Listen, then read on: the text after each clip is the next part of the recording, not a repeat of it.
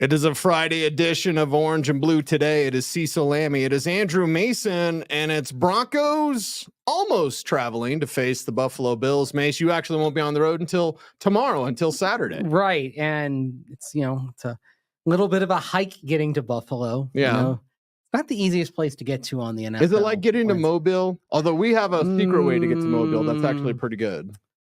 It's about the same because there's a connection required or a drive required.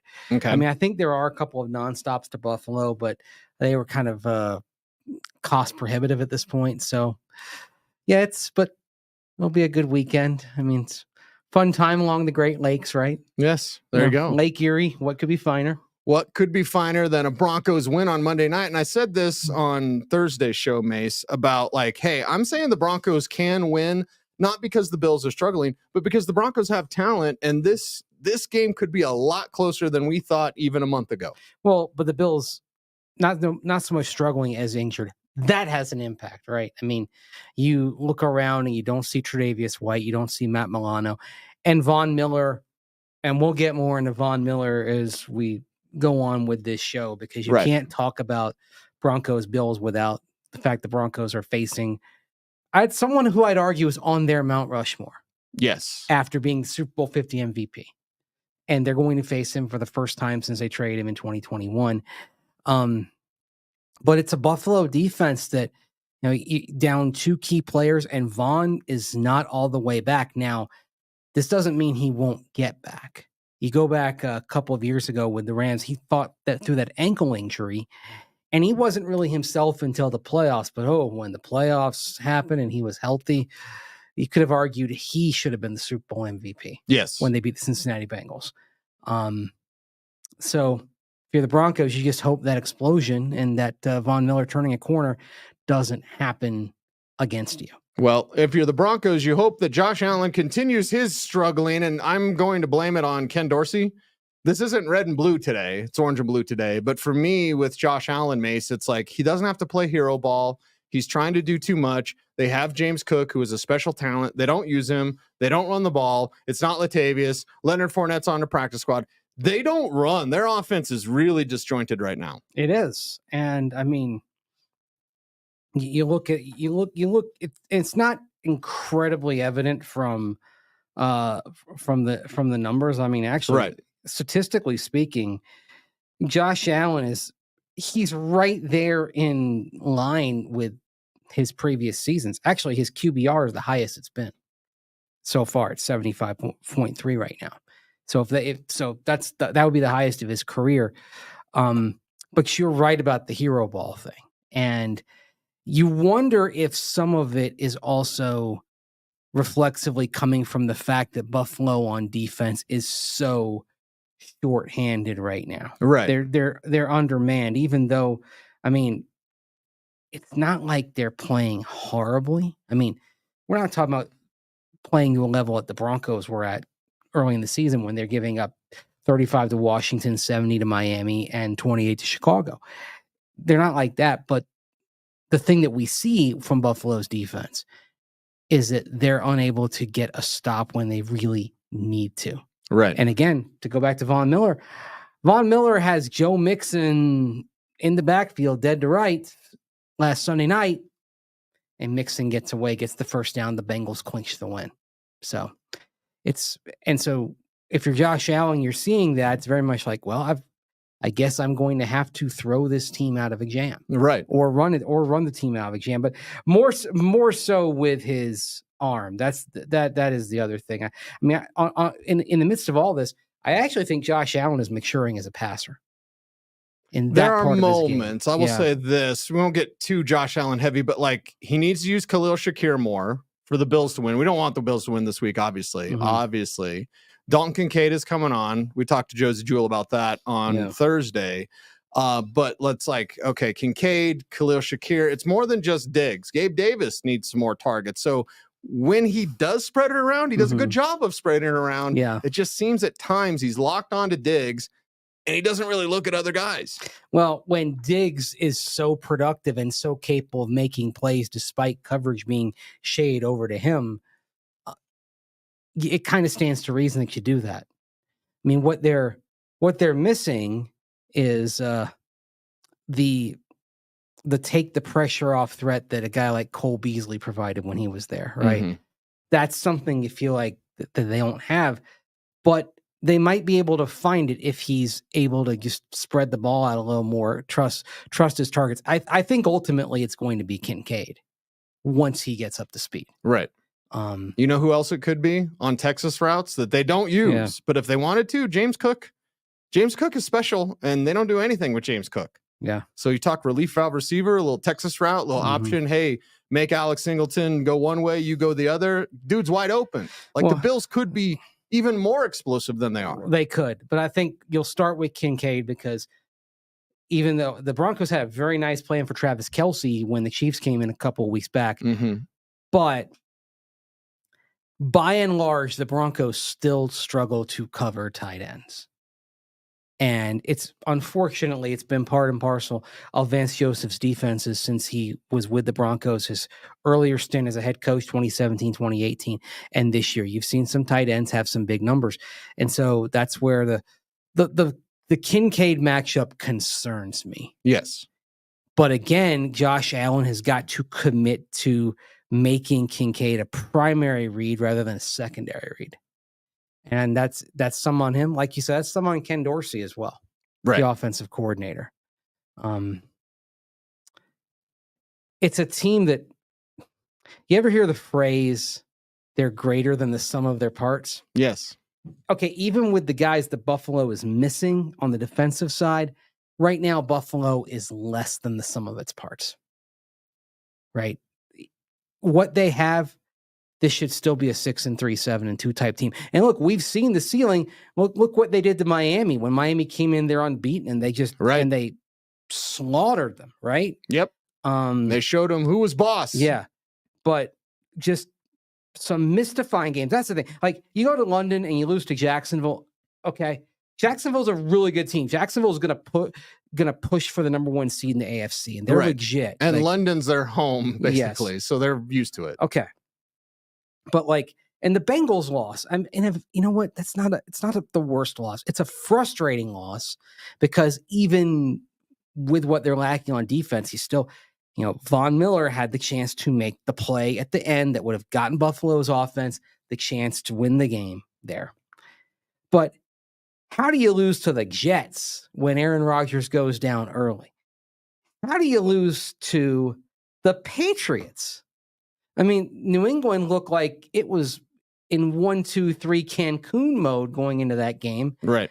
And then pulls off the upset, that wily Belichick. I mean, it's watching that game and knowing the historical dominance over the last 20 years, not so much the last couple of years, but since the turn of the century, the Patriots have had over the Bills, you kind of get, it's like Elmer Fudd hunting Bugs Bunny, rabbit season. That wascally wabbit foiled me again, right? That's what the sense you get from that. But still, if you're Buffalo, you can't lose that game. And the thing is, look at Buffalo's schedule coming down here, and this is not Buffalo Bills today, but I think it's important to note what they are, where they are for the context of what this game's going to be. Right. Buffalo's remaining games, they have their bye coming up in after 3 more games, but they go Broncos, Jets, and then at the Eagles, bye, at the Chiefs, Cowboys at home, at the Chargers, and then the Patriots and at the Dolphins. I mean, this is not a team that has a heck of a lot of mulligans left if they want to be a playoff team. Right. And so you're looking at this from the Broncos' perspective. Buffalo is not going to be looking past Denver. Buffalo is going to be looking at this game and saying, we have to have this game. Yes. People toss around must win. It's a must win. It's a must win for Buffalo. That's a must win for Denver, too, if they want to make something of the season. I believe so as well. But Buffalo is very much in an urgent spot with this game as well. And so what will that what will be the result of that? Will pressure yield a diamond? Pressure bursts pipes, but it also creates diamonds. Will it create diamonds, or burst pipes. Right. That's the thing. They got to stop Josh Allen. And Josie Jewell talked to us media types about defending the dual threat quarterback like Josh Allen. Yeah, you got to consider both of those, especially if you're going to blitz or you're going to, have a 4-man rush. You got to be able to cage him in, every single down, especially third down when he likes to get out of the pocket a little bit, make things interesting. So just have to have an equal rush all day for him. So does it help this team, Mace, that they've faced the Pat Mahomes? Like, the dual threat quarterback isn't as rare in the NFL as it used to be from scheming defensively. So it's not like, wow, we got to do something new and different this year. No, you got to get this quarterback down who's going to fight to keep the play alive with his feet. Remember when that was a big deal? Oh, yeah. Yeah. Oh, my God, a running quarterback this week. The question now is which quarterbacks don't run. I was going to say, who's the last game the Broncos had they didn't face a quarterback that could run? Like, seriously. Jimmy Garoppolo, week 1? Yeah. And seriously. He actually clinched the game with a run. He did. At the end. Yeah. Not Sam Howell's a runner. Yep. Tua's a runner. Justin Fields definitely a runner. Oh, yeah.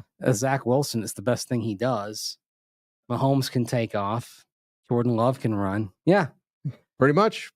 Jimmy Garoppolo. They weren't expecting it.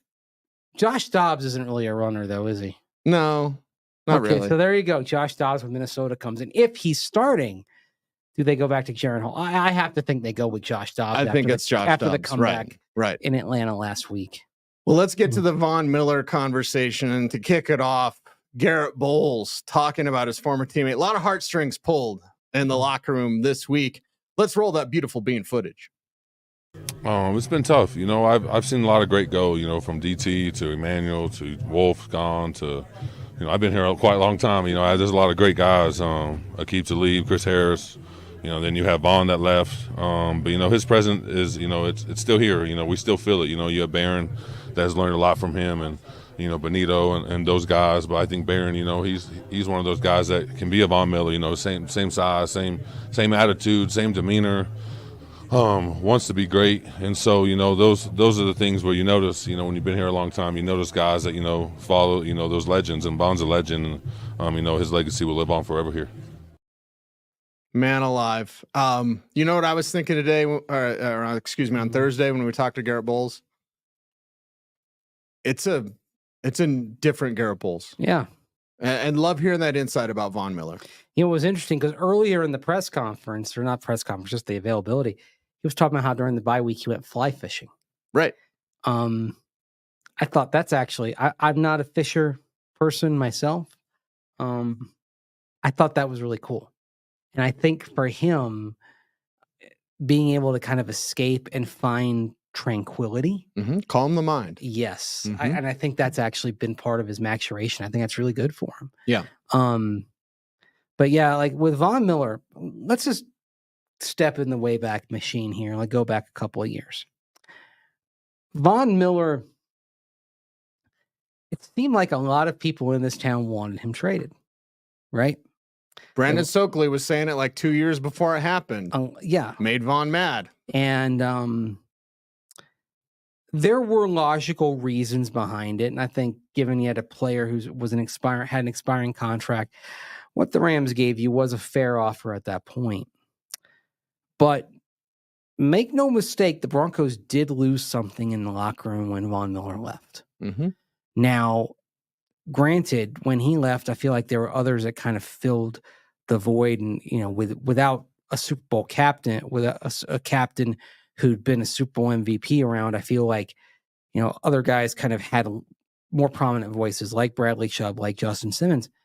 But you lost that warm, jovial presence, right? I was going to say fun, because the leadership thing that was always a conversation with Von, like, he's not a leader. Well, he led with fun. So Mace, when we were talking to players in the locker room this week, it was like, what'd you lose? How did you replace that? Because you lost the fun. You lost the fun. And not only did you lose the fun, you lost the guy who was the most prominent player on the team, right? He's the alpha, Super Bowl 50 MVP, okay? And yet here he is for rookie after rookie coming in. He's the one that is welcoming them showing them around, introducing them to people.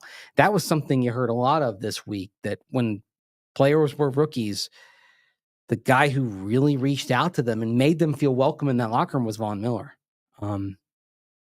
And that's a unique skill that he had. He also had the resources to do it because he had a house where the entire team could gather. Right. Yeah. Right. I mean, it's almost like it was purpose built to have all 53 players plus practice squad players come over and hang out. Right. With the Batmobile, Club Camaro, Club 5'8". Yep. Mm-hmm. My favorite Von memory: winning the AFC Championship, and this was before, of course, the greatness of Super Bowl 50. Mm-hmm. But winning the AFC Championship and just having Von run around the locker room and like the celebration, again, the fun of Von. So my favorite Von memories, we asked Jerry Judy about his Von memories on Thursday. He couldn't answer them. Whatever. But for me, it's those fun memories, not necessarily plays on the field, although we do remember Super Bowl 50. See, what I remember is the contrast from the giddiness of that day in the Super Bowl 50 to after they lost to Baltimore in the divisional round in January of 2013, that frigid single-digit day at the stadium. I remember going into the locker room, and it was 30 minutes after the game, and he was still sitting there in full uniform at his locker room, just staring like he was absolutely devastated by losing that game. That was the best Peyton Manning team, in my opinion. It was the most complete one, yes, because the 2013 team had a great all offense and very good special teams, but on defense, they bent and then ultimately broke. 2014, the team was fine, but the offense was starting to show signs of wear and tear. Peyton Manning was starting to show signs of age. And then 2015, the physical infirmities caught up to Peyton Manning. And it was the defense dominating. That 2012 team was a three-phase team. You had, Peyton Manning throwing to Demaryius Thomas, throwing to Eric Decker, throwing to Brandon Stokely. Willis McGahee running the rock. Well, Willis got hurt. And actually, Noshawn got hurt in that Baltimore game. Well, here's the thing. Poor Ronnie had to take over. That Baltimore game. Willis McGahee was 1 week from coming off the injured reserve. If the Broncos had won that divisional round game, Willis McGahee would have played in the AFC Championship. And so Noshawn is filling in, and he gets hurt. And the late Ronnie Hillman comes in. And Ronnie was a speed back. Mm-hmm. And on a cold track, he had about 83 yards, something like that on that day. So he put forth that effort. But in that situation, they're trying to just burrow and get yards. You need a snowplow. I would have put Jacob Hester in there, the fullback. Interesting. That's okay. I would have used him there. And I remember actually watching that game at the time and thinking, why isn't Hester out there? Because Ronnie Hillman, that was not what he did best. You should always put people in a position to do what they do best, right? Maximize their strengths, minimize their weaknesses. And unfortunately, that wasn't the case there.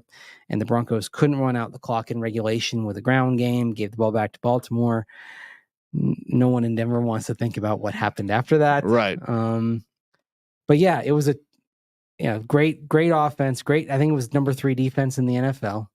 Champ Bailey, it was his last great season. And that's why Von was sitting in that locker room fully uniformed.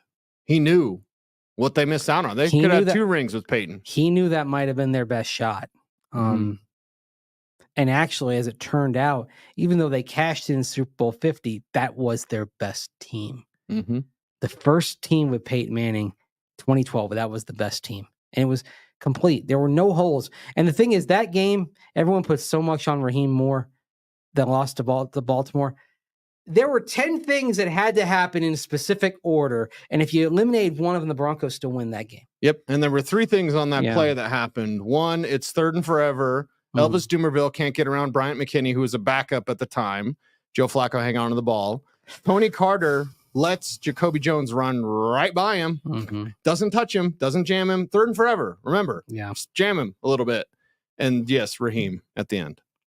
But also, it's Matt Prater catching a clump of dirt when he attempts a field goal. It's Champ Bailey getting beat twice early. The offense being off. I mean, if the Broncos win that game, the MVP is Trendon Holiday. Yes. First game in postseason history with a kickoff and a punt return for a touchdown the same game by one player. Trendon would have gone down in history. Oh, yeah. Instead, he's a footnote. Right. Man, he was fun. He was a fun player. Yeah. You never knew if he was going to hang on to the ball or not, but he was fun.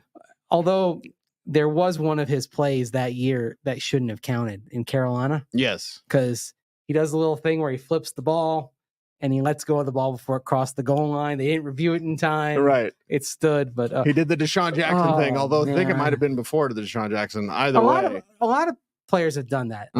Yeah.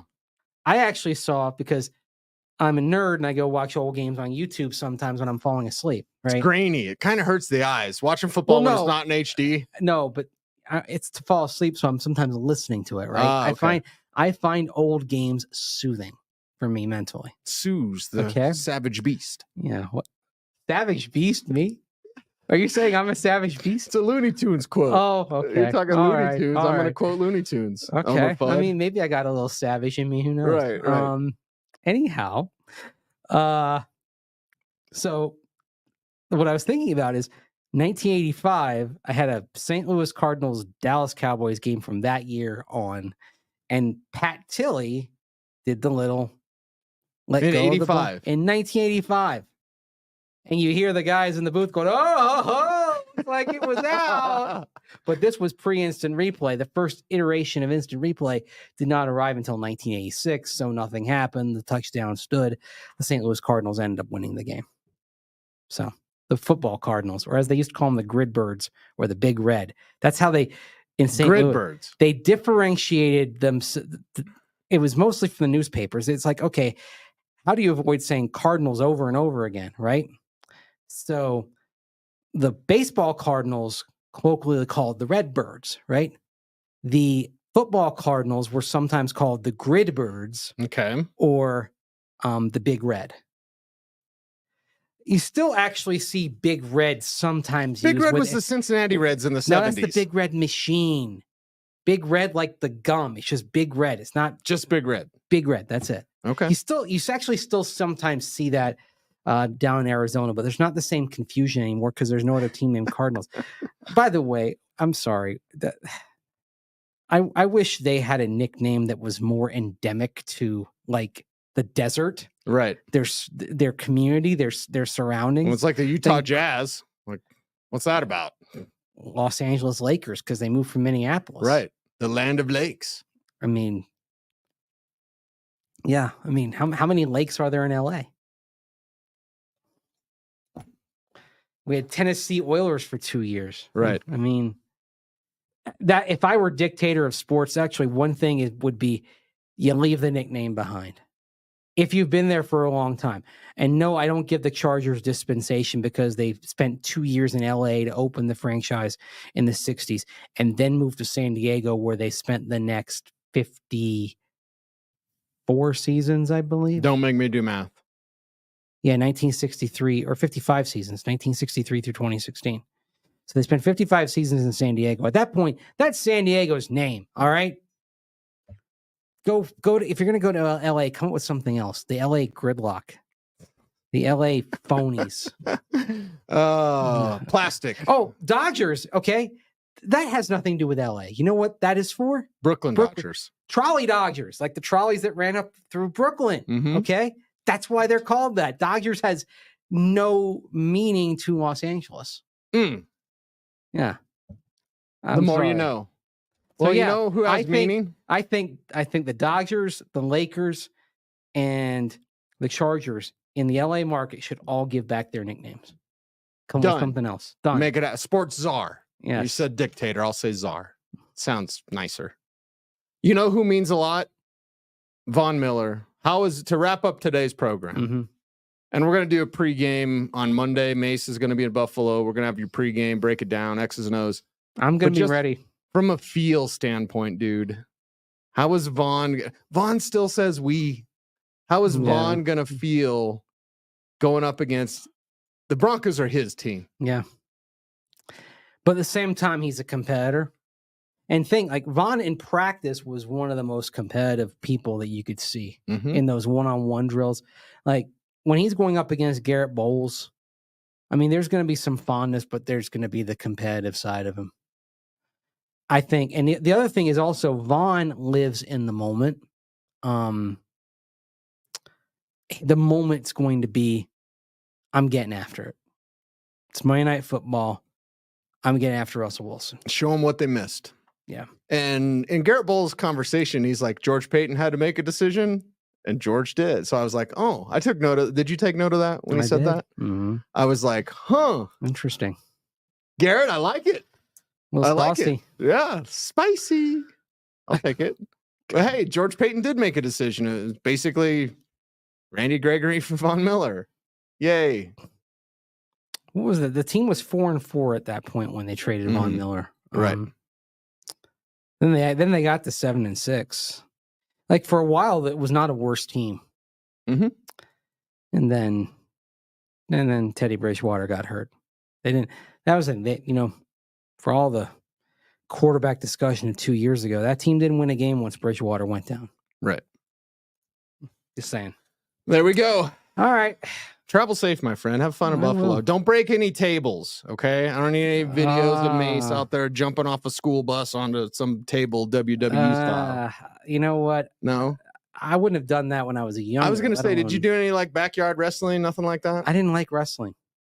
But the rough pro house wrestling missed me as a kid. Yeah. I could see that. Yeah. It did not miss me because I am it was a real fake. Like American. I was interested in actual sports, like actual like you were watching baseball, like baseball and soccer and basketball, and like wrestling is like it was a show. It was like I didn't need that. So anyway. I did collect baseball cards. It might surprise you. I know. I think we all did back in the day, right? Yeah. Did you put them between the spokes of your bike? Yes, I did. Yeah. But true story about me, I learned how to ride a motorcycle before I ride a bicycle. It's in the country.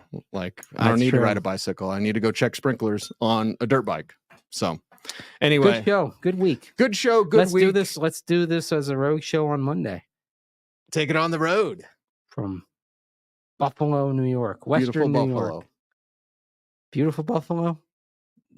Actually, it's not bad. It's I've been there in the summer. It's nice.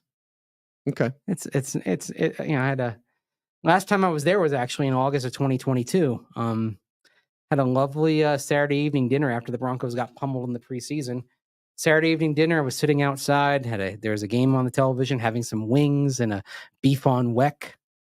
That's like the sandwich there. It's roast beef on a Kimmel Weck roll. There's a lot of salt on the Kimmel Weck roll. Okay. Very, and then you put a little horseradish on there. It's a very Buffalo thing. Okay. You got to do the Buffalo thing. I love to marinate in the local. I'm telling cuisine, you got to do culture. a vlog or a blog. I want Mace's food reviews. Basically, you're reviewing anything. You should just be like a reviewer of all products. I was literally discussing this on Wednesday. The idea of like travels and having like, food in like stadiums and all that. Just document like kind of travel logs of the whole experience and all that. Like maybe that's going to be, maybe something like that will be in my future. Who knows? 2024 strategy. We'll see. Also, before we're out of here, I do want to wish everyone, as someone with family in the military, everyone have a great Veterans Day on Saturday. Remember, and I have, it's really cool, Mason. I wanted to share this story with you. I have my great grandma Juanita's Spanish Bible. And inside the pages, there are notes about why they came to America in Spanish. And great grandma Juanita, came over here, swam over here from Mexico. I've lost family members at the border, but just reading her words. And this is in the 30s, 40s.